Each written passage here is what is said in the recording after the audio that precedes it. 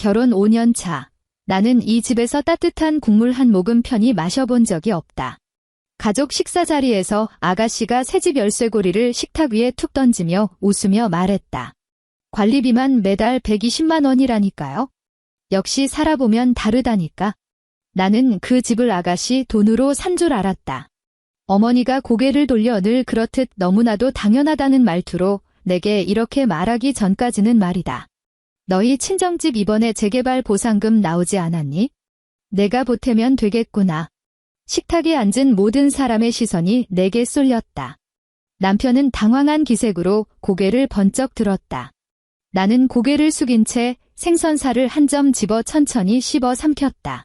그 순간 내가 한 생각이라고는 이 기막힌 말을 어떻게 토시 하나 틀리지 않고 증거로 녹음해 둘까 하는 것뿐이었다.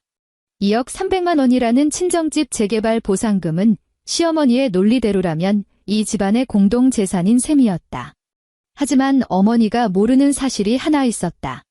그 돈이 입금된 바로 다음 날 나는 이미 그 돈을 안전한 곳으로 옮겨두었다는 것을. 이야기를 시작하기 전에 좋아요와 구독을 눌러주시면 감사하겠습니다. 자, 이제 편안한 마음으로 제 이야기를 들어주세요. 새언니, 초인종 고장 나겠어요. 아가씨 강지은이 청담동 본가 현관문을 열어주었다.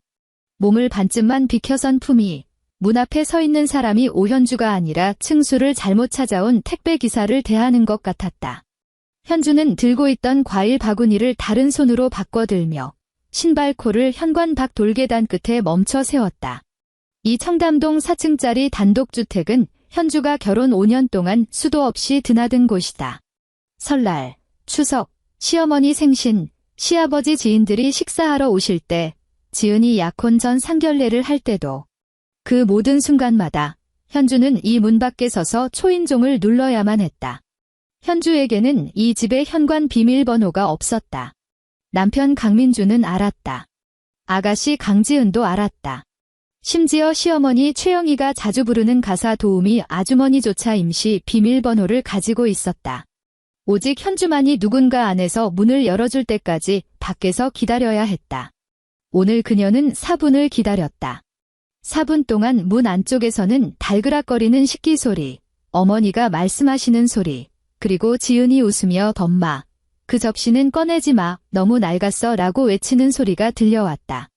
이른 봄바람을 맞으며 서 있던 현주는 휴대전화가 징 하고 짧게 진동하는 것을 느꼈다. 카카오톡 알림이었다. 남편의 메시지가 떠올랐다. 도착했어? 엄마가 국 씹는다고 빨리 오라시네. 현주는 내용을 확인하고 휴대전화를 가방에 넣을 뿐 답장은 하지 않았다. 지은의 눈길이 과일 바구니를 훑고 지나가더니 눈썹이 살짝 꿈틀거렸다. 또 이거 사오셨어요. 지은이 손을 내밀어 바구니를 받아들며 낮게 말했다. 새언니도 아시잖아요. 엄마 요즘 혈당 관리하셔야 하는 거? 현주는 허리를 숙여 신발을 벗으며 조용히 대답했다. 민준 씨한테 물어봤는데 어머니가 괜찮다고 하셨대요. 지은은 대꾸 없이 과일 바구니를 현관장 위에 올려두고는 몸을 돌려 안으로 들어갔다.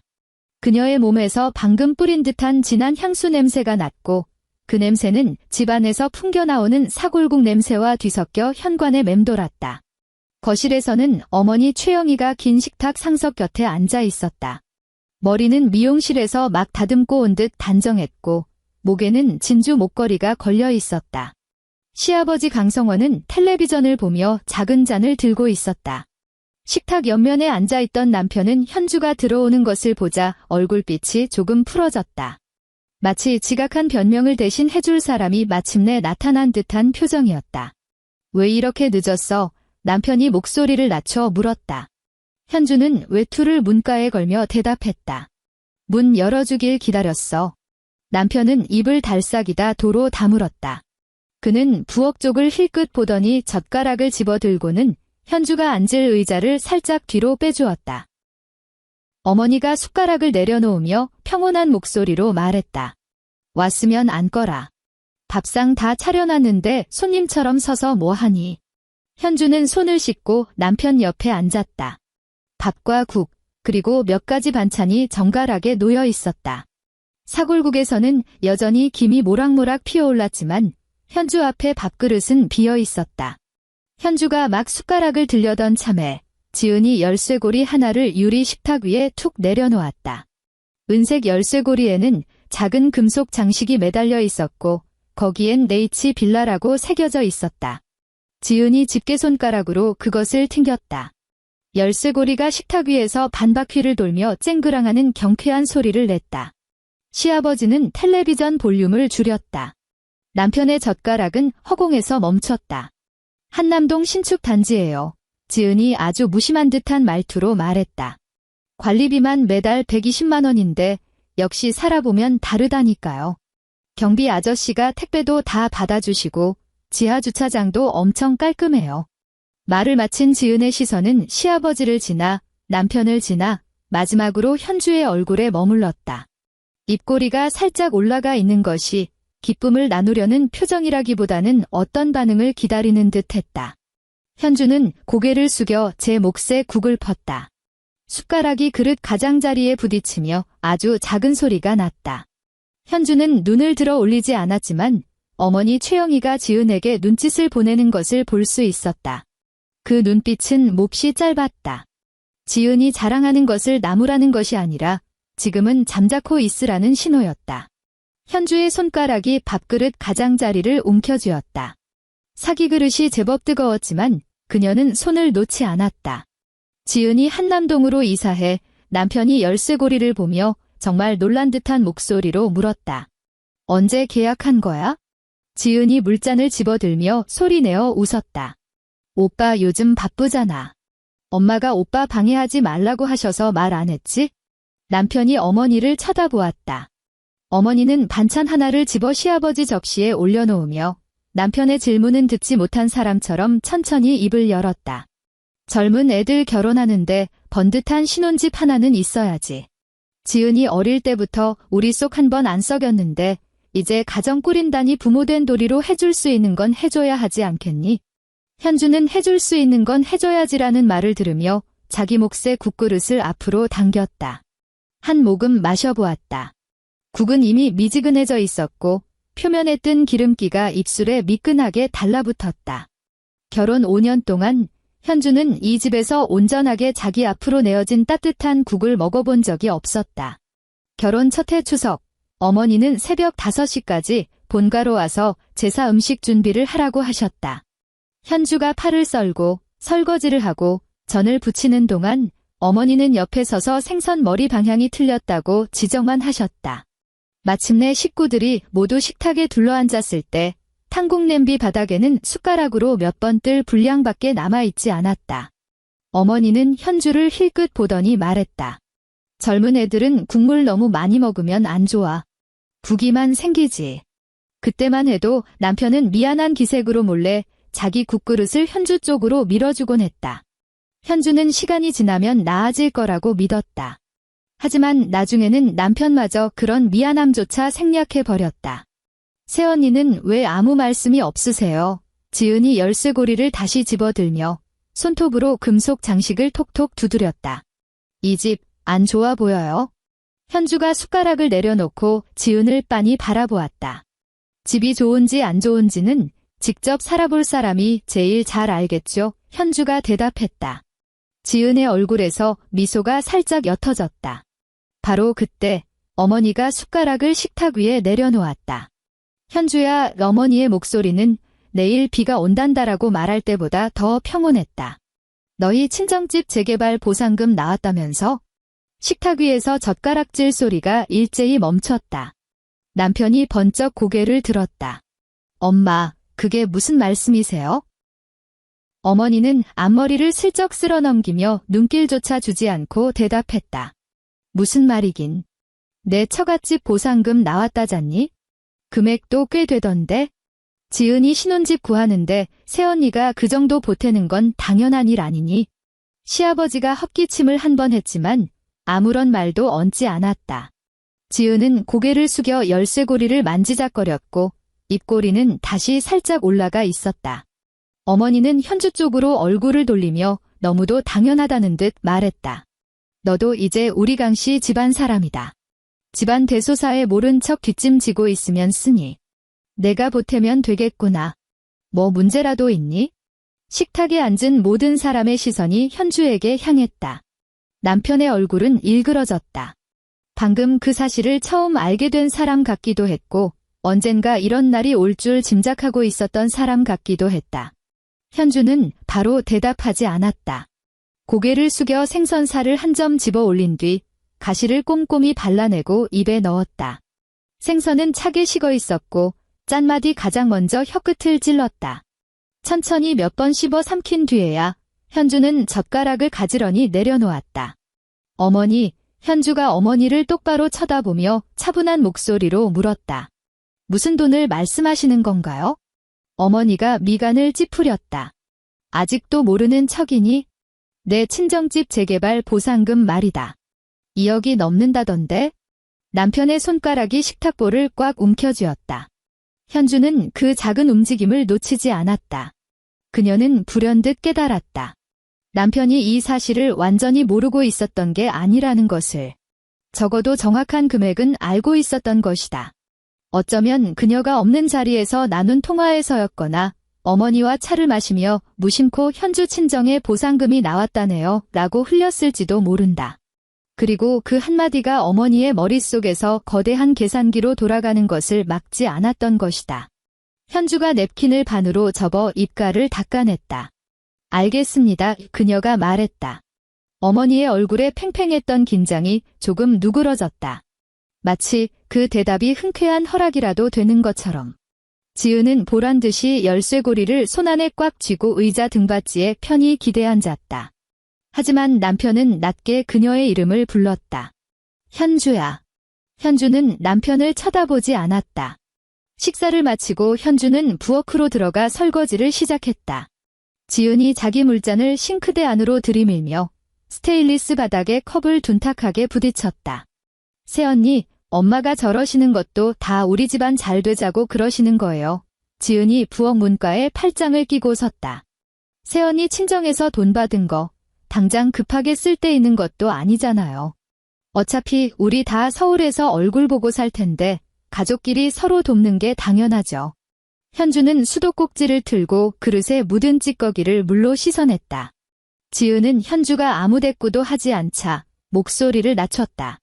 오빠가 매달 새언니한테 생활비도 넉넉히 주잖아요. 언니는 직장도 안 다니는데 언니 통장에 그 돈 묵혀둬봐야 이자나 얼마나 붙겠어요. 부동산이 최고죠. 절대 손해 안 봐요. 현주가 물을 잠그고 지은을 올려다보았다. 그건 우리 부모님 돈이에요. 현주가 단호하게 말했다. 지은이 코웃음을 쳤다. 새언니, 결혼한 지가 5년인데 아직도 내 부모 편 가르세요? 엄마가 들으시면 퍽이나 서운하시겠네. 현주는 씻은 그릇을 식기 건조대에 올려놓으며 더 이상 대꾸하지 않았다. 마포 아파트로 돌아가는 차 안은 숨막히도록 조용했다. 한강 양옆의 불빛들이 창밖으로 스쳐 지나갔고 앞 유리창에는 운전대를 쥔 남편의 손이 어렴풋이 비쳤다. 남편은 몇 번이나 입을 때려다 주저하더니 결국 무거운 목소리로 변명하듯 말했다. 오늘 엄마가 너무 갑작스럽게 말씀하셨어. 나도 그렇게까지 나오실 줄은 몰랐어. 현주는 창밖만 바라보며 물었다. 보상금 액수, 누가 어머니한테 말한 거야? 남편은 바로 대답하지 못했다. 차가 대교 위를 달리는 동안 창문에 부딪히는 바람 소리가 날카로워졌다. 현주가 고개를 돌려 남편을 쳐다보았다. 남편의 목을대가 크게 움직였다. 엄마가 물어보시길래 그냥 한 2억 정도 될 거라고 했지? 처갓집 일이니까 관심 가져주시는 줄 알았어. 그걸로 지은이 신혼집 구하는데 쓰실 줄은 정말 몰랐어. 현주는 작게 고개를 끄덕였다. 남편이 다급하게 말을 덧붙였다. 내가 엄마한테 잘 말씀드릴게.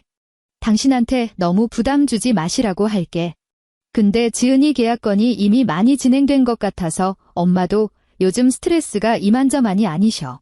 당신도 무조건 안 된다고 딱 잘라 말하지는 말아줘. 그 말이 떨어지자 현주는 다시 창밖으로 시선을 돌려버렸다. 3주 전 2억 300만 원이라는 재개발 보상금은 현주가 결혼 전에 만들어둔 개인 단독 계좌로 이미 이체되었다. 그 계좌에 연결된 휴대전화 번호는 그녀가 대학 시절부터 줄곧 써오던 예전 번호였다. 은행에 간 날, 창구 직원이 괜찮은 예금 상품을 추천해 주었고 집에 돌아온 현주는 남편에게 지나가듯 말했다. 은행 이율이 괜찮아서 내 통장으로 돈 좀 옮겨놨어. 남편은 그때 스마트폰만 들여다보며 건성으로 긍하고 대답할 뿐이었다. 그는 구체적인 내막을 묻기조차 귀찮아했다. 어쩌면 이 집안 사람들은 내내 그렇게 생각하고 있었는지도 모른다. 그녀의 침묵을 아무런 준비도 없는 무방비 상태로, 그녀가 한마디 덜 하는 것을 한치 앞도 못 내다보는 어리숙함으로, 그녀가 한 걸음 물러서는 것을 바닥없는 굴복으로 여겼을 것이다. 현주는 다리 아래 새까맣게 흐르는 강물을 내려다보았다. 그녀의 입가에 아주 옅은 미소가 번졌다. 창문에 비친 그녀의 얼굴은 이내 가로등 불빛에 의해 날카롭게 베어졌다. 다음 날 오후, 어머니가 현주를 따로 불러냈다. 장소는 어머니가 단골로 다니는 청담동의 어느 전통 찻집이었다. 개별방의 온돌바닥은 절절 끓었고 창밖으로는 정갈하게 다듬어진 소나무 한 그루가 보였다. 현주가 도착했을 때 어머니는 이미 자리를 잡고 앉아 있었다. 테이블 위에는 차 한 주전자가 놓여 있었지만 현주 몫의 찻잔은 채워져 있지 않았다. 앉거라. 어머니가 턱짓으로 자리를 가리켰다. 현주가 신발을 벗고 들어가 맞은편에 앉았다. 직원이 다과를 내왔지만 어머니는 눈길도 주지 않고 가방에서 반으로 접힌 종이 한 장을 꺼내 현주 앞으로 밀어주었다. 종이에는 숫자 몇 줄이 적혀 있었다. 총 매매가 12억. 어머니 지원 5억. 지은 예비 신랑 측 4억. 부족분 3억. 그리고 마지막 줄 옆에는 빨간색 펜으로 현주라고 적혀 있었다. 글씨는 어찌나 꾹꾹 눌렀었는지 뒷면이 다 비칠 정도였다. 현주는 그 두 글자를 물끄러미 내려다볼 뿐 손을 뻗지 않았다. 어머니가 등받이에 기대며 팔짱을 꼈다. 내가 오늘 널 따로 부른 건 밥상머리에서 험한 소리 내기 싫어서다. 지은이 쪽은 이미 절차 다 밟고 있고 사돈댁에서도 예에 주시하고 있어. 우리 강씨 집안이 이런 일로 채면 구길 수는 없는 노릇 아니니? 현주가 고개를 들었다. 어머니, 제가 3억을 내길 바라시는 건가요? 어머니의 미간에 깊은 주름이 패였다. 바라는 게 아니야. 집안일이란 게 원래 내가 하고 싶고 말고를 따지는 게 아니라 내가 해야 할 도리를 알려주는 거다. 직원이 조심스레 문을 열고 들어와 뜨거운 물을 더 부어드릴지 물었다. 어머니는 순식간에 얼굴에 화색을 띠며 웃는 나두로 괜찮다고 대답했다. 문이 닫히자마자 어머니의 미소는 차갑게 식어버렸다. 현주야, 너 우리 집에 시집 온 지 5년이다. 그동안 우리 가족이 너한테 섭섭하게 한 거 있니? 민준이가 꼬박꼬박 생활비 갖다 주지, 마포 아파트에서 편하게 살게 해주지, 아직 애 소식 없어도 내 몸 상할까봐 재촉 한 번 안 했잖니. 내 친정에서 그 큰돈이 생겼으면 시댁에 보은하는 게 당연한 이치 아니겠어? 현주의 손가락이 종이 끝자락을 지그시 눌렀다. 어머니, 마포 아파트 전세 보증금은 민준 씨가 결혼 전에 받은 대출금이랑 결혼 후에 번 돈으로 같이 갚아나간 거고요. 생활비는 남편으로서 마땅히 부담해야 할 가정 지출입니다. 아이 문제는 민준 씨가 아직은 가질 때가 아니라고 해서 미룬 거고요. 어머니의 눈빛이 매섭게 돌변했다. 너 지금 나랑 계산기 두드리자는 거냐? 현주는 즉답을 피했다. 대신 그 종이를 집어들어 반으로 또 반으로 접어 자신의 가방 안에 넣었다. 잘 알겠습니다. 어머니. 현주가 차분하게 말했다. 어머니는 현주를 몇 초간 날카롭게 쏘아보았다. 방금 그 대답에서 순종의 기미를 확인하려는 듯 했다. 이내 만족스러운 듯 찻잔을 들어 올려 한 모금 음미했다. 그래, 이제야 말이 통하는구나. 어머니가 핸드백을 챙겨 자리에서 일어났다. 계산은 내가 해라. 오늘 급하게 나오느라 쓰는 카드를 안 가져왔네. 현주가 고개를 들어 어머니를 쳐다보았다. 어머니는 이미 문 쪽으로 몸을 돌린 채 꼿꼿한 뒷모습만 남기고 인사조차 없이 나가버렸다. 현주는 그 자리에 가만히 앉아 있었다. 주전자에서 뿜어져 나오는 더운 김이 어느 정도 가라앉은 뒤에야 호출벨을 눌러 직원을 불렀다. 영수증이 꽂힌 작은 빌지가 눈앞에 놓였을 때 거기에 적힌 금액을 보며 그녀는 5년 전 결혼식 직후에 처음 이 찻집에 왔던 날을 떠올렸다. 그날도 어머니는 카드를 안 가져왔다고 했고 현주가 나서서 계산을 했었다. 옆에 있던 남편은 웃으며 이렇게 말했다. 우리 현주, 참 철들고 착하지. 그날 이후로 착하고 철든 며느리라는 수식어는 필요할 때마다 마음대로 꺼내 쓸 수 있는 만능 열쇠가 되어버렸다. 현주가 카드로 결제를 마치고 영수증을 가방 안주머니에 찔러 넣었다.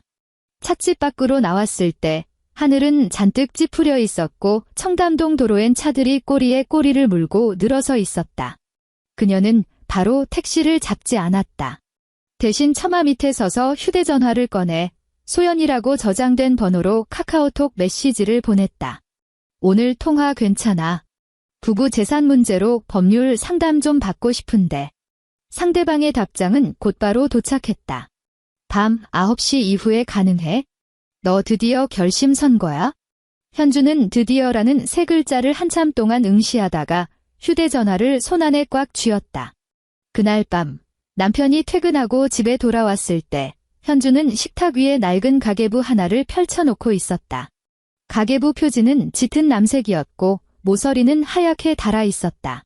그 옆에는 출력된 A4 용지 몇 장과 은행 앱에서 다운로드한 이체 내역서가 놓여 있었다. 현관에서 신발을 벗고 들어오던 남편은 식탁 쪽을 보더니 걸음을 멈칫했다. 뭐해? 남편이 물었다. 현주는 고개도 들지 않은 채 대답했다. 장부 정리.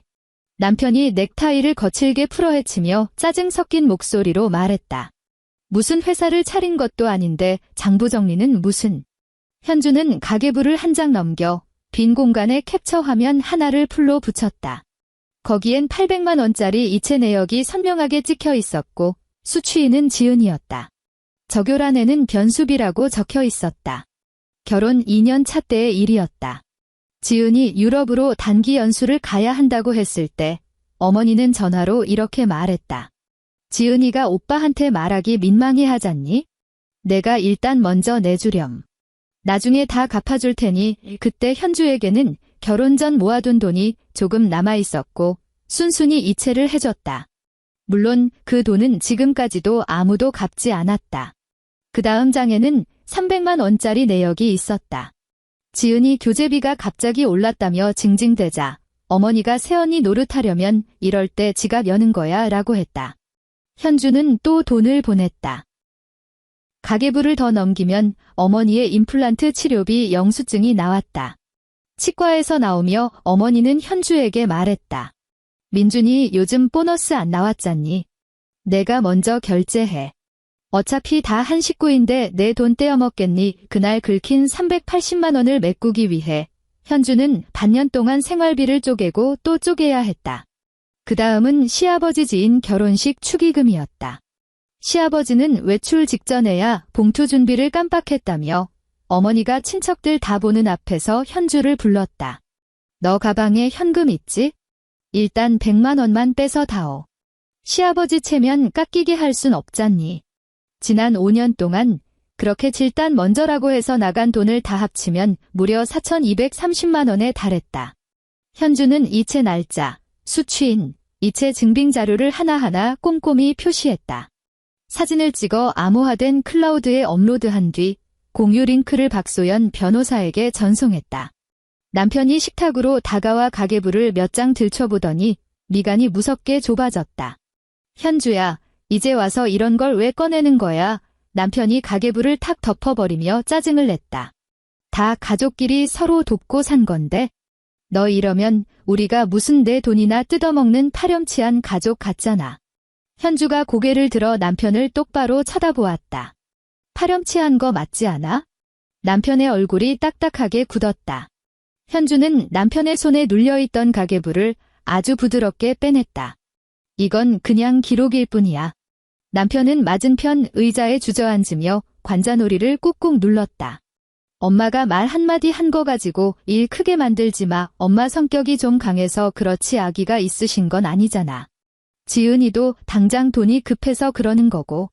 당신이 가진 그 돈, 은행에 넣어둬 봐야 이자나 얼마나 붙겠어. 현주는 출력해둔 영수증 하나를 손바닥으로 꾹꾹 눌러 폈다. 민준 씨, 당신은 지금까지 단 한 번도 그 돈이 내 돈이라는 말을 안 하더라. 남편의 말문이 턱 막혔다. 부엌 냉장고 모터 돌아가는 소리만이 낮게 웅웅거렸다. 벽시계 초침이 째깍 소리를 내며 한 칸 이동했다. 남편은 현주의 시선을 슬그머니 피하며 기어들어가는 목소리로 중얼거렸다. 부부 사이에 그렇게 네 돈 내 돈 칼같이 따지면 숨막혀. 현주는 조용히 고개를 끄덕이고는 가계부를 덮어 평범한 종이 가방에 챙겨 넣었다. 그녀는 더 이상 입씨름을 하지 않았다. 욕실로 들어가 샤워기를 틀었다. 뜨거운 물줄기가 쏟아지는 소리는 거실에서 남편이 다급하게 누군가와 통화하는 소리를 완벽하게 덮어버렸다. 현주는 아주 오랫동안 씻었다. 욕실에서 나왔을 때 남편은 이미 침대에 누워 잠들어 있었고 휴대전화는 침대 협탁 위에 엎어져 있었다. 현주는 침대맡에 서서 남편의 거친 숨소리를 가만히 들었다. 그녀는 남편의 휴대전화에는 손끝 하나 대지 않고 오직 자신의 베개만 품에 안은 채 작은 방으로 향했다. 작은 방은 원래 아이 방으로 쓰려고 비워둔 곳이었지만 지금은 온갖 잡동사니가 쌓인 창고가 되어버렸다. 벽 쪽에는 접이식 빨래 건조대와 빈 종이 상자들이 겹겹이 쌓여 있었다. 현주는 바닥에 널브러진 상자들을 한쪽으로 밀어내고 얇은 이불 한 채를 깔았다. 자리에 눕자 상자에서 나는 퀴퀴한 먼지 냄새와 베란다 틈새로 새어 들어오는 서늘한 밤 공기가 코끝을 맴돌았다. 그녀는 도무지 잠을 이룰 수 없었다. 새벽 2시 휴대전화 화면을 켜보니 박소연 변호사에게서 장문의 카톡 메시지가 여러 개 와 있었다. 일단 전면전은 피해. 시댁 식구 그 누구에게도 단 1원도 이체하면 안 돼. 이체 내역서, 카톡 대화 내용, 영수증 싹 다 모아둬. 증여계약서는 원본 확인이 필요해. 부모님이 그 계약서에 언제 서명하셨는지가 중요해. 현주는 몸을 일으켜 앉은 뒤 옷장 맨 위 칸에서 서류 봉투 하나를 조심스럽게 꺼냈다. 그 안에는 아버지가 돌아가시기 전 그녀를 위해 손수 정리해 주신 서류들이 들어 있었다. 재개발 보상금 합의서 사본, 증여계약서 원본, 그리고 아버지가 떨리는 손으로 쓴 메모 한 장. 메모에는 단 한 줄의 문장만이 적혀 있었다. 우리 현주, 이 돈은 앞으로 꼭 내가 쥐고 있으렴. 누구에게도 미안해할 필요 없다. 글씨는 심하게 비뚤어져 있었다. 그때 이미 아버지는 병세가 악화되어 펜을 쥐는 것조차 힘겨워하셨다. 아버지가 이 서류 봉투를 현주에게 건네주시던 날, 부엌에서는 어머니가 설거지를 하느라 물소리가 요란했다. 아버지는 목소리를 한껏 낮추며 말씀하셨다. 시집이 멀고 가깝고는 중요치 않아. 내 마음속에 너만의 단단한 방 한 칸을 마련해 둬야 한단다. 그때 현주는 웃으며 대답했었다. 서울에서 인천까지 차로 1시간이면 가는데 뭐가 뭐냐고. 하지만 아버지는 웃지 않고 그저 서류 봉투를 현주의 가방 깊숙한 곳에 밀어 넣어주셨다. 그로부터 2년 뒤 아버지는 세상을 떠나셨다. 보상금은 올해가 되어서야 비로소 지급되었다. 남편은 그저 목돈이 들어왔다는 사실만 알 뿐, 봉투 안에 든 증여계약서의 작성 일자가 결혼 전이라는 사실은 꿈에도 모르고 있었다. 현주는 메모지를 다시 고이 접어 넣으며 종이 끝부분을 손가락으로 가만히 쓸어보았다. 그러고는 서류 봉투를 가방 안에 깊숙이 챙겨 넣었다. 그날 이후 지은이 마포 아파트를 뻔질나게 드나들기 시작했다. 첫 방문은 수요일 오후였다.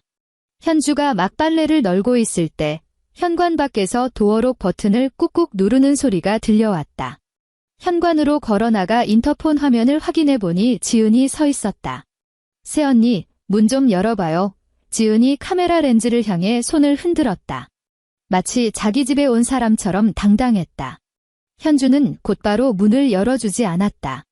베란다 쪽으로 빨래 건조대를 밀어넣고 식탁 위에 펼쳐져 있던 가계부를 서랍 깊숙이 숨긴 뒤에야 문 열림 버튼을 눌렀다. 지은은 한 손에 커피 캐리어를 든 채 들어와 신발도 대충 벗어던지고는 거실 소파에 털썩 주저앉았다. 새언니, 아니, 언니, 지은이 탁자 위에 커피를 올려놓으며 짐짓 살가운 척 목소리를 꾸며냈다. 엄마가 언니도 그 돈 동의하셨다던데? 계약은 언제쯤 할까요? 현주가 컵받침 위에 물 한 잔을 내어주며 대답했다. 변호사한테 세부 사항 확인받고 있는 중이야. 지은의 표정이 일순간 굳어졌다. 변호사라뇨. 가족끼리 일에 무슨 변호사를 써요? 현주가 맞은편에 차분히 앉았다. 우리 친정집 보상금은 세금 문제가 얽혀 있어서 그래? 변호사 말이 무조건 합법적인 절차를 밟아야지, 안 그러면 나중에 세무조사 당할 수도 있대. 지은이 물잔을 거칠게 밀어냈다. 지금 저한테 겁주시는 거예요? 현주는 지은을 똑바로 바라보았다. 내 계좌에서 아가씨 계좌로 곧바로 그 큰돈이 넘어가면 은행에서 자금 출처 조사를 할 거야. 그러면 아가씨 쪽에서도 이 돈이 어디서 났는지 소명해야 할 텐데 예비 신랑 측에서는 그런 걸 신경 쓰지 않을까? 지은의 손가락이 커피 뚜껑 위에서 움찔했다. 현주가 말을 이었다. 내가 안 빌려주겠다는 게 아니야. 변호사 검토가 끝나면 하자는 거지? 지은의 얼굴에서 가식적인 미소가 완전히 사라졌다. 그녀는 자리에서 벌떡 일어나 한 모금도 마시지 않은 커피를 획 낚아채더니 현관 쪽으로 걸어갔다. 문을 열기 직전 그녀가 뒤를 돌아보며 쏘아붙였다. 새언니, 엄마가 제일 극혐하는 게 집안일 밖으로 떠벌리고 다니는 거예요. 지은이 싸늘하게 말했다. 언니가 이렇게 나오면 오빠 입장만 난처해질 텐데요. 현주는 거실 한가운데 서서 미동도 없이 평온하게 대답했다.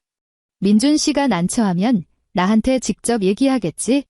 지은은 인사도 없이 문을 쾅 닫고 나가버렸다. 문이 닫히는 둔탁한 소리가 거실에 크게 울렸다. 그 후 몇 주 동안 어머니는 전략을 바꿨다. 더 이상 직접 3억 원 타령을 꺼내지는 않았지만 매일같이 남편에게 전화를 걸어댔다.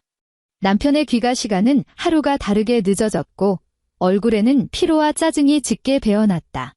소파에 주저앉자마자 뱉어내는 첫마디는 10중 8구 전마 말씀이 말이 아니었고 마지막 말은 늘 당신이 좀 이해해줘였다.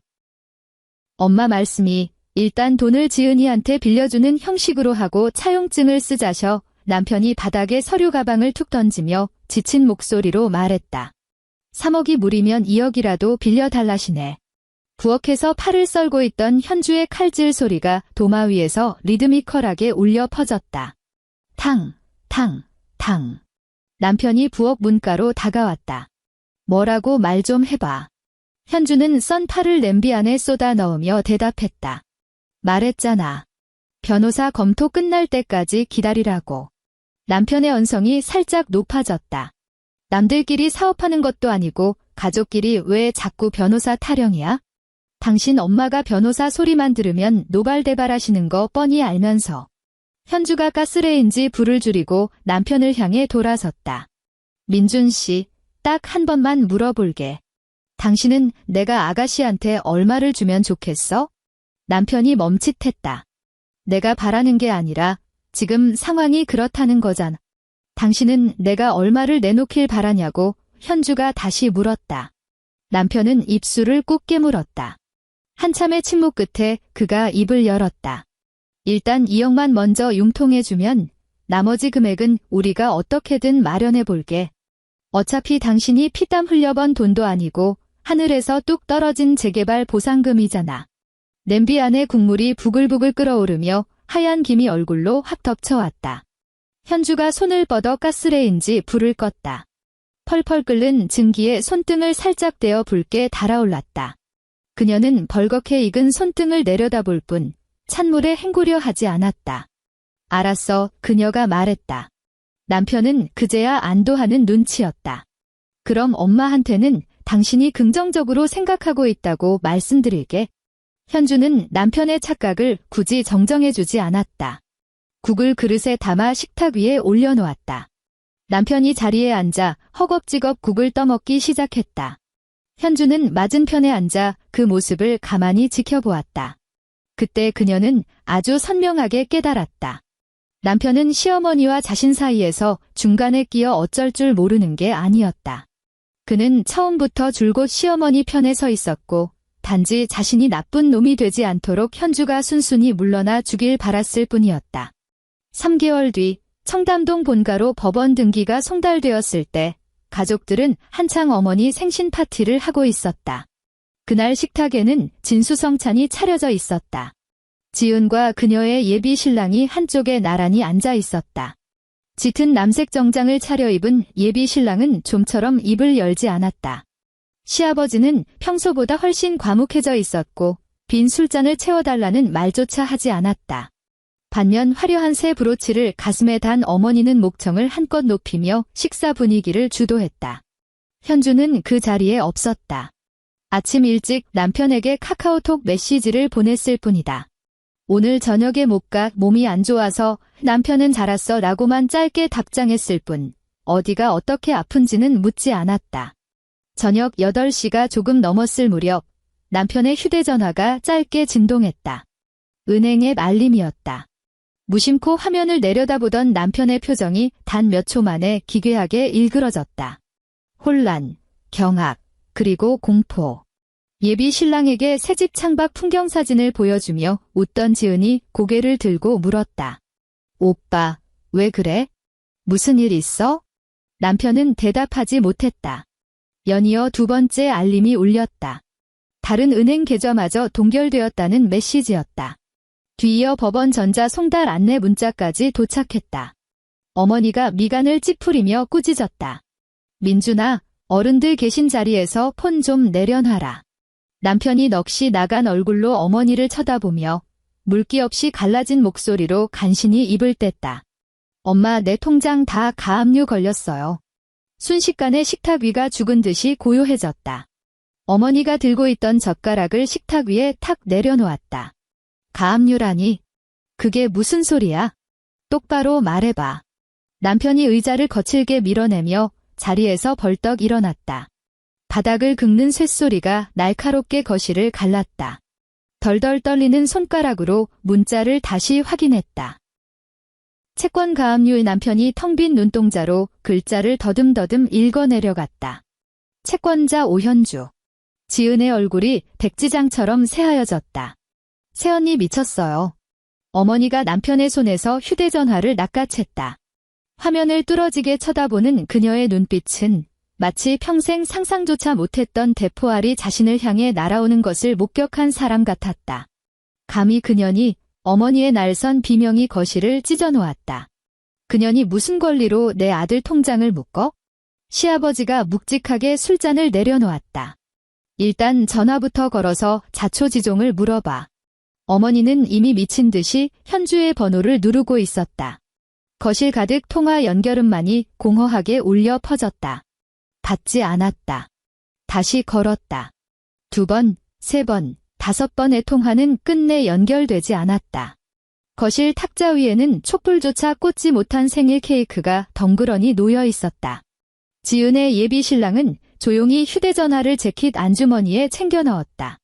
그의 얼굴은 차갑게 굳어 있었다. 지은이 다급하게 그의 팔을 붙잡으며 속삭였다.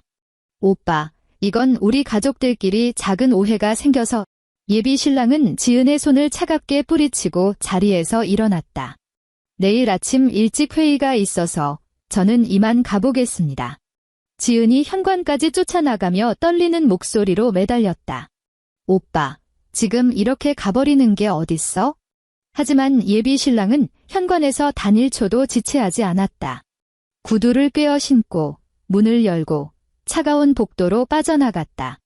육중한 현관문이 닫히고 난 뒤 집안에는 어머니의 거친 숨소리와 남편이 무의미하게 제 다이얼을 누르는 소리만이 섬뜩하게 맴돌았다. 그날 밤 어머니는 현주에게 무려 11통의 전화를 걸었다. 현주는 단 한 통도 받지 않았다. 마포 아파트의 작은 방에 틀어박힌 현주는 휴대전화를 책상 위에 엎어두었다. 진동이 울릴 때마다 화면 불빛이 번쩍이며 옆에 놓인 서류 봉투를 비췄다. 박소연 변호사가 보낸 카카오톡 메시지가 와 있었다. 가압류 송달 완료. 오늘 밤엔 절대 전화 받지 마. 내일 시댁 식구들이 쳐들어올 수도 있어. 경찰에 신고하거나 경비실에 도움 요청해. 절대 1대1로 맞서지 말고. 현주는 메시지를 확인한 뒤 휴대전화를 무음으로 바꿨다. 창문을 열자 자동차들이 쌩쌩 달리는 소리가 들려왔다. 봄밤의 바람은 아직 서늘했고 방 안으로 스며든 바람결에 종이상자 모서리가 파르르 떨렸다. 다음 날 아침 7시 40분. 마포 아파트 단지 주차장에 어머니가 나타났다. 오현주. 당장 튀어나와. 1층 화단 앞을 가로지르는 어머니의 악다구니가 아파트 단지를 쩌렁쩌렁 울렸다. 내 아들 통장까지 동결시켜놓고 내년이 그 안에 숨어서 무사할 줄 알아? 출근을 서두르던 사람들이 화들짝 놀라 발걸음을 멈췄다. 청소 카트를 끌고 가던 미화원 아주머니도 구석에 몸을 숨겼고 앞동 베란다 창문들이 호기심에 하나둘씩 열리기 시작했다. 현주는 3층 거실 창가에 서서 아래를 내려다보았다. 어머니는 어제 입었던 옷차림 그대로였다. 늘 흐트러짐 없던 머리칼은 헝클어져 있었고 손에는 값비싼 명품 가방이 들려 있었다. 남편도 지은이도 없이 혼자였다. 지금까지 늘 그래왔듯 자신이 밖에서 소리를 빽빽 지르기만 하면 현주가 벌벌 떨며 기어 나올 거라고 철석같이 믿고 있는 듯 했다. 현주는 침착하게 인터폰을 들어 경비실을 호출했다. 수고하십니다. 현주의 목소리는 소름 끼칠 정도로 차분했다. 3동 공동현관 앞에서 외부인이 입주민 이름을 부르며 고성방가를 하고 있습니다. 조치 좀 취해주세요. 경비원이 몇 가지 상황을 묻고 현주가 간결하게 대답한 뒤 인터폰을 끊었다. 창밖에서는 어머니의 악을 쓰는 소리가 계속 이어졌다. 내가 안 내려오면 끝날 줄 알아? 우리 집에 시집와서 우리 집 밥통 축내고 살았으면서 감히 우리 민준이 앞길을 막아? 내 부모가 널 그렇게 가르치더냐? 현주의 손가락이 커튼 자락을 움켜쥐다 멈췄다. 휴대전화 연락처 목록에는 아직 아버지의 번호가 남아 있었다. 번호를 해지하지 않고 매달 기본 요금을 어머니가 자동이체로 내고 계셨다. 끊기 아쉽다는 어머니의 말에 현주도 굳이 말리지 않았다. 현주는 명절이나 기일, 혹은 견딜 수 없이 외롭고 지치는 밤이면 그 번호로 카톡을 보내곤 했다. 메시지는 언제나 전송 완료 상태로 남아있을 뿐 답장은 없었다. 아래를 내려다보니 2명의 경비원이 어머니 쪽으로 다가가고 있었다. 나이 지긋한 경비원이 먼저 정중하게 허리를 굽히며 말했다. 사모님, 여기서 이렇게 고성방가하시면 안 됩니다. 입주민을 만나시려면 개인적으로 연락을 취하십시오. 어머니가 경비원의 손을 거칠게 뿌리쳤다. 가슴을 쾅쾅 치며 소리쳤다. 내가 그년 시어머니다. 이건 우리 집안일이니까 신경 꺼. 젊은 경비원이 주변에 몰려드는 사람들을 의식하며 목소리를 깔았다. 사모님, 이미 입주민의 민원이 접수되었습니다. 당장 단지 밖으로 나가주십시오. 어머니가 눈을 부릅뜨고 대들려 했지만 나이든 경비원이 그녀의 앞을 단호하게 막아섰다. 물리적인 충돌은 없었지만 그들은 어머니를 아주 조금씩 그러나 확고하게 아파트 정문 밖으로 밀어냈다. 뒤로 밀려나던 어머니가 억울한 듯 위를 올려다보았고 정확히 3층 창가에 선 현주와 시선이 마주쳤다. 현주는 피하지 않았다. 아파트 단지 밖으로 쫓겨난 어머니의 가슴이 씩씩거리며 요동쳤다. 그녀는 난생 처음으로 자신이 아무리 발악하며 소리를 질러도 저 육중한 철문이 자신을 위해 열리지 않는다는 사실을 뼈저리게 깨달은 듯했다. 앞동 누군가가 이 난장판을 영상으로 찍어 입주민 단톡방에 올렸다. 현주는 영상을 재생하지 않고 무심하게 올라오는 톡들만 눈으로 훑었다. 아침부터 대체 무슨 일이에요? 가족끼리 재산 싸움 났다던데. 경비실 대처가 빠르네요. 앞으로는 출입명부 더 철저히 적게 해야겠어요. 그녀는 단톡방 알림을 끄고 단정한 외출복으로 갈아입은 뒤 집을 나섰다. 오전 10시, 현주는 박소연의 법률사무소를 찾았다. 사무실은 서초동의 오래된 건물에 자리 잡고 있었다. 느릿느릿 올라가는 엘리베이터를 지나 카페 후 가장자리가 너덜너덜한 복도를 걸어 들어갔다. 회색 정장 차림의 박소연이 두툼한 서류 뭉치를 테이블 위로 밀어주었다. 가압류는 이제 시작일 뿐이야, 박소연이 말했다. 상대방은 미친 듯이 물어뜯으려 들 거야.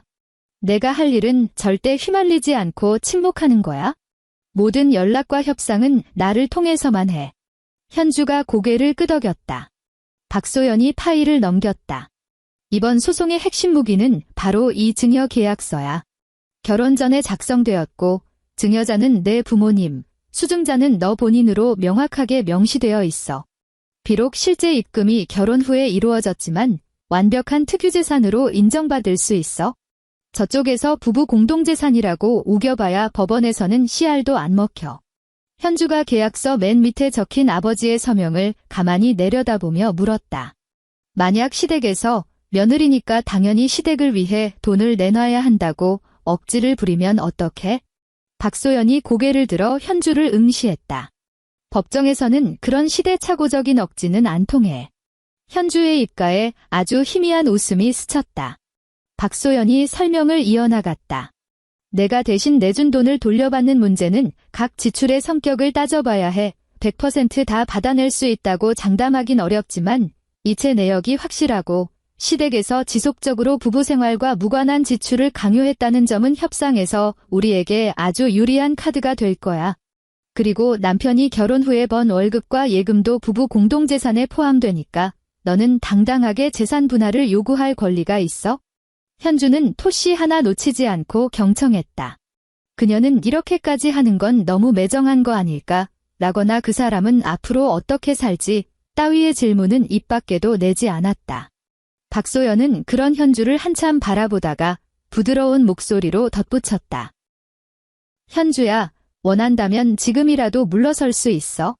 하지만 내가 여기서 단 한 발짝이라도 양보하면 그 사람들은 널 뼛속까지 갉아먹으려 들 거야. 현주가 계약서를 다시 파일 안에 반듯하게 집어넣었다. 절대 안 물러서 그녀가 단호하게 말했다. 며칠 뒤 남편은 변호사 사무실에서 현주가 내민 증여 계약서를 처음으로 마주했다. 회의용 테이블 맞은편에 앉은 남편의 눈 밑에는 시퍼런 다크서클이 짙게 깔려 있었다. 어머니도 지은도 동행하지 않은 채 남편과 그의 대리인 변호사 단둘뿐이었다. 박소연이 복사본을 테이블 중앙으로 밀어주자 남편은 날짜를 먼저 확인하고 그 다음에 서명란을 뚫어지게 살폈다. 오랜 정적이 흐른 뒤 그가 눈을 들어 현주를 바라보았다. 너 처음부터 다 준비하고 있었구나, 남편이 말했다. 현주는 등받이에 꼿꼿하게 기댄 채 대답했다. 응, 맞아. 남편의 입술이 파르르 떨렸다. 어떻게 나한테 이럴 수 있어라고 따지고 싶어 하는 것 같기도 했고 언제부터 날 속인 거야라고 묻고 싶어 하는 것 같기도 했다.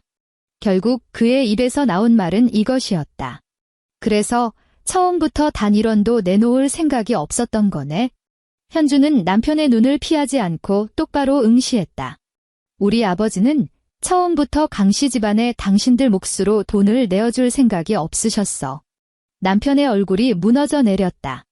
그는 테이블 위로 시선을 떨군 채 계약서 모서리만 꾹꾹 눌러댔다. 상대방 대리인 변호사가 헛기침을 하며 어색한 공기를 깼다. 자, 가압류 청구 금액에 대해서 말씀드리겠습니다. 원고 측에서 주장하는 대위 변제 금액은 다툼의 여지가 있으며 부부 관계 기간 동안 가족 간의 자금 거래는 통상적으로 박소연이 준비해둔 은행 이체 내역 캡처본 뭉치를 테이블 위에 쫙 펼쳐놓았다. 여기 보시다시피 모든 송금 내역에는 수취인이 명확히 기재되어 있습니다. 지은 씨의 해외 연수 비용, 시어머니의 의료비, 시아버지의 축의금 대납 등 이 모든 지출이 부부의 공동생활 필수 지출이 아니라는 건 명백합니다. 저희는 얼마든지 합의할 용의가 있습니다만 우리가 남이가 시계 협상은 사양하겠습니다. 남편은 지은 씨라는 호칭에 흠칫 놀란 기색이었다. 현주는 단 한 번도 시누이를 그렇게 차갑게 부른 적이 없었다. 늘 그를 따라 지은아라고 하거나 다정하게 다가씨라고 불렀다. 하지만 지금 이 차가운 회의실 테이블을 사이에 두고 그 호칭은 시누이를 가족이라는 울타리에서 쫓아내고 철저한 수취인의 자리로 끌어내려 버렸다. 남편은 목이 바싹 타들어가는 것을 느꼈다. 같은 시각 지은의 새집 계약에도 치명적인 제동이 걸렸다. 처음에는 예비 신랑이 연락을 피하기 시작했다. 이어서 은행에서 다급한 전화가 걸려왔다. 공동대출자의 자격 심사 서류를 추가로 제출하라는 내용이었다. 지은은 예비 신랑의 회사 1층 로비에서 종일진을 치고 기다리다 밤늦게 퇴근하던 다른 직원의 입을 통해 충격적인 사실을 전해 들었다. 회사가 재무 회계 부정으로 검찰 조사를 받고 있으며 고위 임원진의 자산과 일부 계좌가 동결 조치되었다는 것이었다. 예비 신랑 명의의 재산 역시 묶여버려 4억 원 대출 공동 상환 계획은 자격을 상실했고 은행 측은 즉각적인 상환 혹은 확실한 추가 보증인을 요구하며 압박해왔다. 지은이 넋이 나간 채 청담동 본가로 돌아왔을 때 어머니는 거실 바닥에 앉아 금고 안을 뒤지고 있었다. 엄마의 지은이 현관에 서서 덜덜 떨리는 목소리로 불렀다. 은행에서 추가 보증인 세우래요. 안 그러면 집 날아간대요. 어머니가 서류 뭉치를 바닥에 던졌다. 나도 안다. 내일 당장 본가 담보대출이라도 알아볼 테니 걱정 마. 거실 구석에 조용히 앉아있던 시아버지가 슬그머니 고개를 들었다. 그의 얼굴은 부자연스러웠다. 어머니가 남편의 표정을 눈치채고 손놀림을 멈췄다. 당신 얼굴이 왜 그래? 무슨 일 있어? 시아버지가 시선을 바닥으로 깔며 중얼거렸다. 본가로 대출 한도가 더 안 나올 텐데. 어머니가 눈을 켜고 노려보았다. 그게 무슨 소리야? 시아버지는 한참을 머뭇거리다 힘겹게 입을 뗐다. 2년 전에 내가 이 집 담보로 이미 대출을 받았어. 거실 안은 무덤처럼 고요해졌다. 지은이 한 걸음 앞으로 다가갔다. 아빠, 지금 그게 무슨 소리야? 시아버지가 들고 있던 찻잔을 내려놓으며 거의 안 들릴 듯한 소리로 변명했다. 그때 친구놈 사업 투자한다고 보증을 섰는데 그게 잘못돼서 급한 불 끄느라 대출을 받았어. 금방 갚을 수 있을 줄 알고 당신들한테는 말 안 했는데 금고 앞에 선 어머니의 얼굴에서 핏기가 싹 가셨다. 나한테 말도 없이 어머니의 목소리가 허공에서 바스라졌다. 우리가 수십 년을 살아온 이 집을 대출받으면서 나한테 상의 한마디 없었다고? 시아버지는 아무런 대답도 하지 못했다. 지은이 탁자 위에 열쇠고리를 집어들며 손가락이 하얗게 질리도록 꽉 쥐었다. 그럼 내 신혼집은 어떻게? 계약은 어쩌고? 벌써 관리비 고지서 날아오기 시작했단 말이야. 어머니가 돌연 발작하듯 바닥에 널브러진 서류들을 걷어찼다. 나한테 묻지 마. 내 오빠녀는 돈 숨겨놓고 뒤통수 치지. 내 애비는 몰래 집 담보 잡히지. 내 예비 신랑놈은 문제가 터졌지. 이 집구석엔 나 빼고 단 한 명도 진실한 인간이 없어. 아무도 대꾸하지 못했다. 지은은 흩어진 서류들을 멍하니 내려다보며 난생 처음으로 현주 욕을 계속하지 않았다. 그녀의 시선이 2년 전 날짜가 찍힌 대출 약정서 하나에 꽂혔다. 그 해는 현주에게 두 번째 연수비를 대신 내달라고 손을 벌렸던 해였다. 문득 그 시절 아버지가 매일 새벽 거실에 홀로 앉아 담배를 태우고 어머니가 냄새난다며 신경질을 부리던 기억이 뇌리를 스쳤다. 그들 모두가 입을 꾹 닫고 있는 동안 이 집안은 이미 속부터 시커멓게 비어가고 있었던 것이다. 이 집안은 겉으로는 가족인 척 위선을 떨면서도 속으로는 각자 주파나를 튕기며 각자의 비밀 장부를 쓰고 있었던 셈이다. 이혼 합의를 위한 만남은 총 4차례에 걸쳐 진행되었다. 첫 번째 협상 자리엔 어머니가 나타났다. 우아한 짙은 색 정장 차림에 머리도 한껏 힘을 주고 왔지만 등은 유난히 꼿꼿했다. 그녀가 대동한 변호사는 서류를 가지런히 늘어놓으며 첫마디를 뗐다. 가족 내부의 상호부조를 과도하게 법률적으로 해석하는 것은 유감스럽습니다.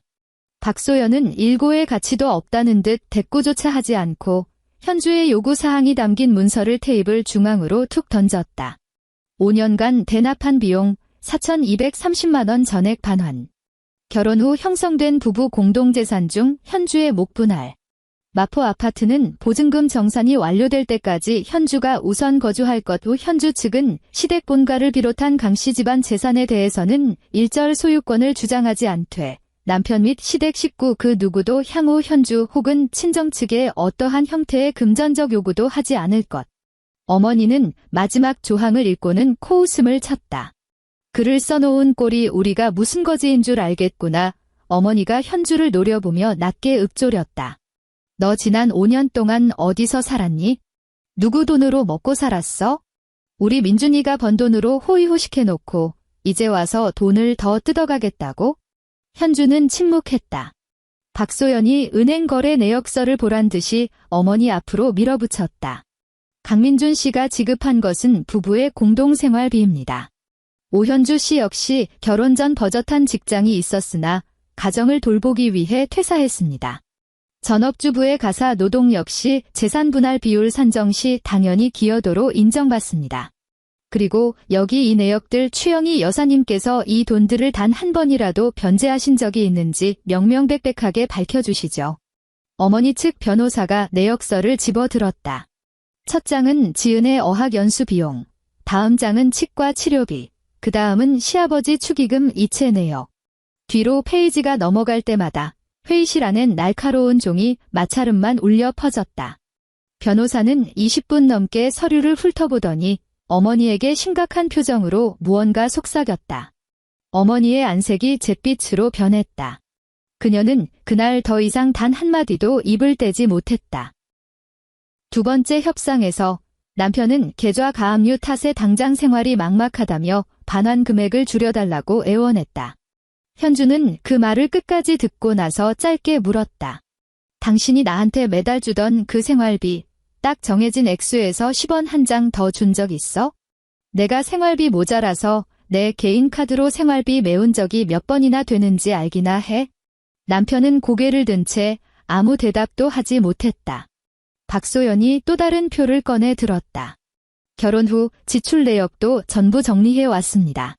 저희는 모든 소액 지출까지 따지고 들진 않겠고 강씨 집안 다른 구성원에게 흘러들어간 명확한 큰 금액들만 주장하는 겁니다. 이 정도면 저희 측에서 최대한 양보를 한 겁니다. 남편은 고개를 푹 숙인 채 표를 내려다보았다. 표에 적힌 내용은 간결했지만 그것은 마치 날카로운 손톱이 되어 지난 5년 동안 가족끼리 돕고 사는 거라며 포장했던 착취의 흔적들을 조명 아래 낱낱이 드러내고 있었다. 세 번째 협상이 끝난 후 남편은 현주에게 따로 밥이나 먹자고 약속을 잡았다. 장소는 마포의 어느 고깃집이었다. 두 사람이 처음 데이트를 했던 의미 있는 곳이었다. 그 시절 현주는 광고 회사 고객 담당자로 일하며 언제나 셔츠 차림이었고 식사 중에도 스마트폰이 쉴 새 없이 울렸다. 맞은편에 앉은 남편은 다정하게 웃으며 말했었다. 당신 일하는 거 보면 전쟁 치르는 것 같아. 현주가 실수로 삼겹살을 까맣게 태우자. 그는 괜찮아. 난 바싹 익힌 게 더 맛있더라며 고기를 날름 집어 먹었었다. 그건 이미 아주 오래전 일이었다. 너무 오래되어 현주가 고깃집 문을 열고 들어가 벽에 걸린 낡은 사진들을 보았을 때 가장 먼저 든 생각은 그리움이 아니라 그때는 여기 환풍기가 새 거였지라는 지극히 담담한 생각뿐이었다. 남편은 벌써 안쪽 자리에 앉아 있었다. 2인분의 고기를 시켜놓고 불판을 달궈 놓았지만 고기는 아직 올리지도 않은 상태였다. 왔어. 남편이 몸을 일으켰다. 현주가 외투를 벗고 자리에 앉았다. 할 말 있으면 여기서 해. 남편이 작은 케이스 하나를 테이블 위로 밀어주었다. 뚜껑을 열자 그 안엔 그녀의 결혼 반지가 들어있었다. 현주가 안방을 나오던 날 협탁 위에 미련 없이 두고 온 것이었다. 남편의 목소리는 회의실에서보다 훨씬 조심스러웠다. 우리 다시 시작해 볼 수 없을까? 내가 집에서 나올게. 엄마 모시고 살 일도 지은이 일에 관여할 일도 없을 거야. 현주야, 다시는 그 사람들이 당신한테 일이 대하게 내버려 두지 않을게. 종업원이 다가와 반찬을 놓아주며 고기를 구워줄지 물었다. 남편은 손을 내저으며 거절했다. 종업원이 돌아가고 난 뒤 테이블 위엔 불판에 지글거리는 소리만 남았다. 현주는 반지 케이스를 흘긋 쳐다보더니 그것을 툭 밀어 돌려주었다. 민준 씨, 그녀가 아주 오랜만에 그의 이름을 불렀다. 목소리엔 원망도 남아있지 않았다. 당신이 말하는 그 다시 시작하자는 약속, 대체 무슨 담보로 보증할 건데? 남편이 당황한 듯 반문했다. 담보. 현주가 그의 눈을 똑바로 응시했다. 다음번에 어머니가 몸이 안 좋다며 병원비가 필요하다고 하면? 지은이가 계약에 문제가 생겨 보증이 필요하다고 울고불고 하면? 또 당신은 나한테 집원 한 번만 당신이 며느리 도리 좀 해줘라고 하겠지? 그때 가서 당신이 내 편을 들어줄 거라는 보장이 어딨는데? 남편이 물잔을 꽉 쥐었다. 맹세할게. 나 진짜 약속 지킬게. 예전에도 그렇게 말했잖아. 현주가 건조하게 대꾸했다. 남편의 눈시울이 붉어졌다. 사람은 변해. 현주가 조용히 고개를 끄덕였다. 그래, 변하겠지? 그런데 당신이 변한 건 당신 통장이 가압류로 묶였기 때문이지 내가 지난 5년 동안 힘들게 살았기 때문이 아니잖아.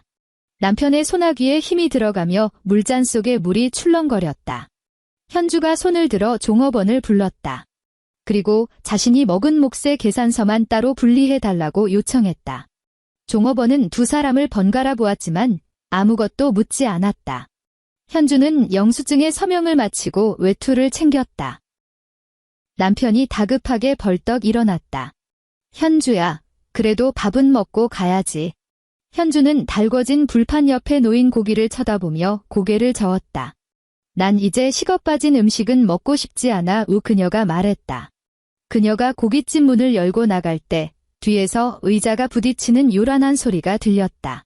남편은 끝내 쫓아 나오지 않았다. 길가에 부는 바람에 간판이 삐걱이는 소리를 냈다. 현주는 외투를 단단히 여미며 인도 위를 묵묵히 걸어갔다.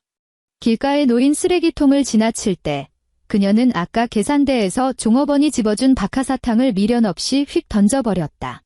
네 번째 협상에서 마침내 모든 합의가 마무리되었다. 더 이상 구리강씨 집안 사람들이라며 큰소리치는 어머니의 모습은 보이지 않았다. 지은 역시 나타나지 않았다. 합의서에 서명하기 직전 남편은 펜을 쥔 채 한참 동안 종이 위에서 머뭇거렸다. 박소연이 단호한 목소리로 독촉했다. 여기에 서명해 주시죠. 남편이 애처로운 눈빛으로 현주를 바라보았다. 마지막으로 한 번만 그녀의 마음이 돌아서기를 간절히 바라는 눈치였다. 현주는 서류의 마지막 장, 향후 오현주 본인 및 그 친정의 어떠한 명목으로도 금전적 요구를 하지 않을 것을 서약한다는 조항을 꼼꼼하게 다시 읽어 내려갔다. 확인을 마친 그녀는 펜을 남편 쪽으로 밀어주었다. 남편은 체념한 듯 펜을 받아들고 마침내 서명했다. 며칠 뒤 현주의 휴대전화로 이체 알림 문자가 도착했다. 총 1억 200만 원을 과거 대납했던 비용의 반환과 재산 분할금이 모두 합쳐진 금액이었다. 그녀는 로펌 건물 1층 로비에 우두커니 서서 밝게 빛나는 휴대전화 화면을 뚫어지게 바라보았다. 바깥엔 봄바람이 거세게 불고 있었고 자동문이 열리고 닫힐 때마다 들이치는 바람결에 안내 데스크 위에 팸플릿들이 요란하게 펄럭였다. 엘리베이터에서 내린 박소연이 그 자리에 서 있는 현주를 발견하고 다가왔다. 입금 확인됐어? 현주가 고개를 끄덕였다. 응, 다 들어왔어.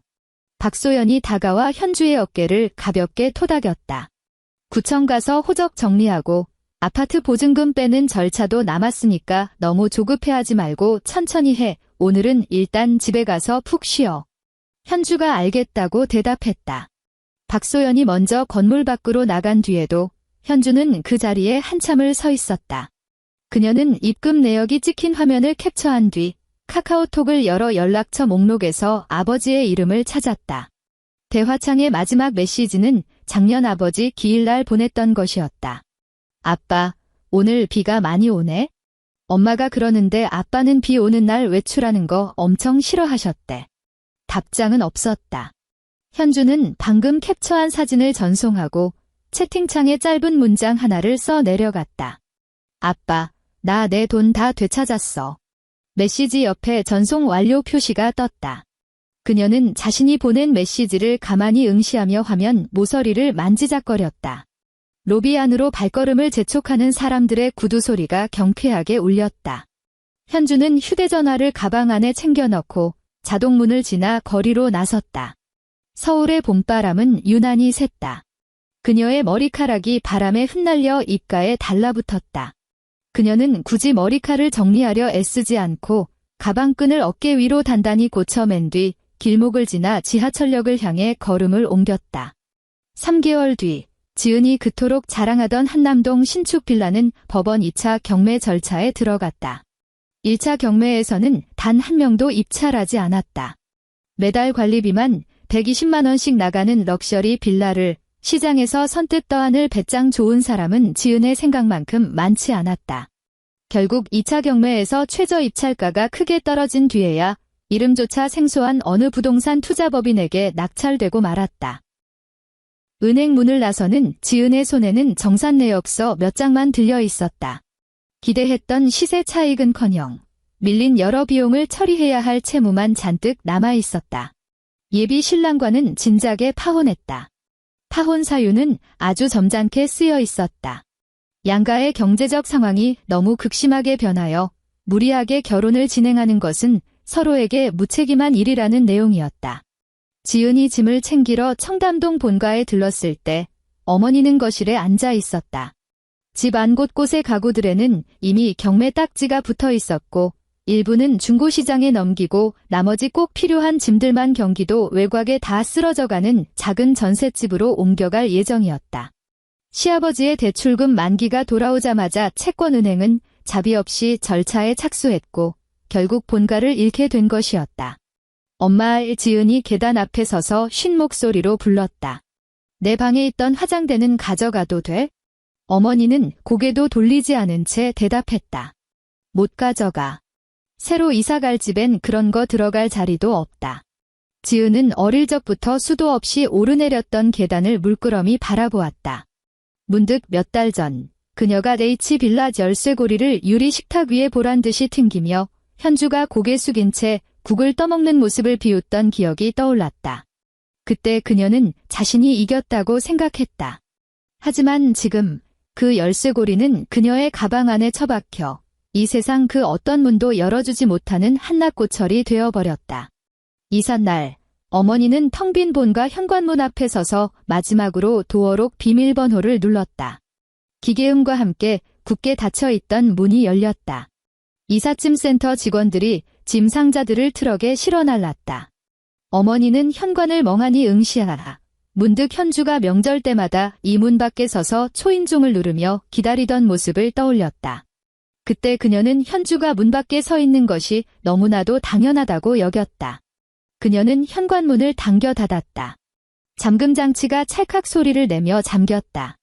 아주 작은 소리였지만 그것은 수십 년 동안 지켜온 체면마저 영원히 그 안에 갇혀버리는 소리 같았다. 현주는 강씨 집안의 소식에 대해 애써 찾아보려 하지 않았다. 그저 건너 아는 지인들의 입을 통해 들려오는 이야기 몇 마디가 전부였다. 그녀는 묻지도 그 이야기를 다른 곳에 퍼나르지도 않았다. 그녀는 돌려받은 돈의 일부로 마포구에 작은 작업실을 하나 구했다. 공간은 좁았지만 창문이 동쪽으로 나 있어 아침마다 햇빛이 잘 들었다. 벽지를 새로 바르고 페인트 냄새가 완전히 빠지는데 꼬박 2주가 걸렸다. 넓은 테이블과 편안한 의자 몇 개를 들여놓았고 중요한 문서를 넣을 캐비닛도 샀다. 출입문 비밀번호는 오직 현주 자신만 알고 있었다. 5년의 공백을 깨고 다시 광고 기획 프리랜서로 복귀하는 건 쉽지 않은 일이었다. 예전에 같이 일하던 클라이언트들은 회사나 부서가 바뀌었고 업계의 트렌드도 확연히 달라져 있었다. 그녀는 한 달 동안 과거에 진행했던 프로젝트들을 전부 끌어모아 포트폴리오를 새로 정리했다. 첫 번째 일감은 요즘 주목받는 여성 뷰티 브랜드의 캠페인 기획이었다. 예산은 크지 않았지만 요구사항은 명확했다. 미팅날 현주가 제시한 기획안을 보던 젊은 여성 대표가 날카롭게 말했다. 저희는 여성을 무언가에 억압받고 참고 견디는 존재로 그리고 싶지 않아요. 현주는 다음 페이지를 펼쳐 보이며 당당하게 말했다. 그럼 인내하는 모습은 빼버리죠. 대신 선택하는 모습을 담는 겁니다. 대표가 고개를 들며 미소 지었다. 이 방향 참 좋네요. 그날 이후 현주는 매일 아침 작업실 근처 베이커리에서 아이스 아메리카노 한 잔을 사는 것으로 일과를 시작했다. 창가 자리에 노트북을 켜고 기획안을 다듬고 이메일에 답장했다. 가끔 옛 고객들이나 동료들이 요즘 어떻게 지내? 라고 물어보면 현주는 짧게 답장했다. 꽤 잘 지내. 그녀는 자신이 이혼을 했다는 사실을 구구절절 설명하지도 않았고 어떤 과정을 거쳐 그 집에서 빠져나왔는지 이야기하지도 않았다. 그 일들은 두툼한 서류 봉투에 담겨 캐비닛 깊숙한 곳에 보관되었다. 아주 가끔 필요할 때만 세상 빛을 볼 뿐이었다. 대부분의 시간 동안 그 기억은 그곳에 조용히 머무르며 더 이상 그녀의 식탁을 차지하지 않았다. 어느 늦은 오후, 남편은 마포구 거리에서 우연히 현주와 마주쳤다. 현주가 인쇄된 기획안을 손에 들고 작업실 밖으로 걸어 나오고 있을 때였다. 도로 건너편에 선 남편은 구겨진 셔츠 차림에 편의점 봉투를 들고 있었다. 현주의 모습을 발견한 그는 그 자리에 우뚝 멈춰섰다. 두 사람 사이의 거리는 10m 남짓. 아직 보행자 신호등은 켜지지 않았다. 횡단보도에는 학생들과 퇴근을 서두르는 직장인들이 오갔다. 남편의 입술이 달싹였다. 당장이라도 그녀를 부를 것 같았다. 현주 역시 남편을 발견했다. 그녀는 고개를 피하지도, 그렇다고 계속 바라보지도 않았다. 휴대전화 화면으로 현재 시간을 쓱 확인하더니 들고 있던 기획안을 살짝 말아쥐고는 망설임 없이 근처에 있는 슈퍼마켓 안으로 들어가 버렸다. 남편은 신호등이 초록불로 바뀌고 주변 사람들이 자신을 지나쳐 갈 때까지 그 자리에 서 있었다. 끝내 그는 슈퍼마켓 안으로 따라 들어가지 않았다. 슈퍼마켓 내부는 밝은 조명으로 가득했다. 현주는 라면 한 봉지와 계란 2개들이 팩 하나, 그리고 세일 중인 샴푸를 골랐다.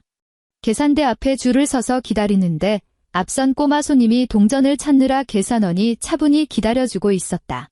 매장 스피커에서는 아주 예전 대중가요가 흘러나왔고 하이라이트 부분이 흘러나오는 순간 현주의 손가락이 장바구니 손잡이 위에서 멈칫했다. 그 노래는 그녀가 결혼 전 가장 좋아하던 노래였다. 그 시절 야근을 마치고 마포 거리를 걸을 때면 이어폰으로 이 노래를 들으며 발걸음을 가볍게 하곤 했다. 결혼과 동시에 이어폰은 서랍 속에 남겨졌고 많은 노래들을 듣지 않은 채 지냈었다. 손님, 조금 앞으로 와주세요. 계산원의 목소리에 현주는 퍼뜩 정신을 차렸다. 현주는 장바구니 안의 물건들을 계산대 위에 올려놓았다. 바코드 찍히는 소리가 났다. 봉투 필요하신가요? 계산원이 물었다. 현주는 손에 들린 종이 뭉치와 물건들을 보더니 고개를 끄덕였다. 네, 주세요. 결제를 마친 그녀는 샴푸와 라면 위로 계란 팩을 얹고 비닐봉지를 든 채 슈퍼마켓을 나섰다. 도로 건너편을 보았지만 남편의 모습은 보이지 않았다. 길목에서 바람이 불어와 봉지가 가볍게 흔들렸다. 현주는 단 한 번도 뒤돌아보지 않았다. 작업실 현관 앞에 서서 도어록 비밀번호를 눌렀다. 경쾌한 소리와 함께 문이 열리자 아침에 출력해둔 종이 냄새가 맴도는 공기가 그녀를 감쌌다. 그녀는 라면을 수납장에 넣고 계란을 소형 냉장고에, 샴푸를 화장실 선반에 올려두었다. 넓은 테이블 위엔 내일 오전 제출해야 할 기획안이 놓여 있었다. 현주는 의자를 당겨 앉아 노트북을 열었다. 모니터 화면이 밝게 빛을 냈고 아까 들었던 옛 노래의 후렴구가 머릿속에 맴돌았다. 현주는 말아두었던 기획안을 넓게 펼치고 빨간 펜으로 한 문장에 동그라미를 친 뒤 그 여백에 새로운 타이틀을 적어 넣었다. 창밖으로는 길을 지나는 사람들의 바쁜 구두 소리가 들렸다. 도어록은 굳게 닫혀 있었고 그녀의 공간에는 초인종을 누르는 사람이 아무도 없었다. 엔드.